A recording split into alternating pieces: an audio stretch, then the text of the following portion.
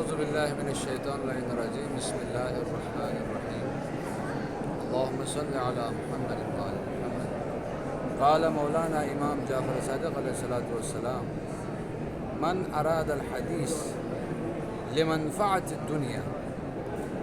لم يكن له في الآخرة نصيب ومن اراد به خیر الآخرہ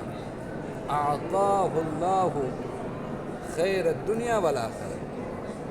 امام جعفر صادق علیہ السلام فرماتا ہے کہ اصول کافی کی حدیث ہے،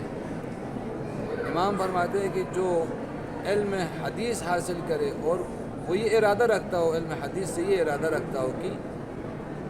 حاصل کرنے کا مقصد یہ ہو کہ منفعت دنیا ہو، یعنی کہ منفعت دنیا کی خاطر اگر وہ علم حاصل کرے لم یکن لہ فی الآخرۃ نصیب، تو اس کے لیے آخرت میں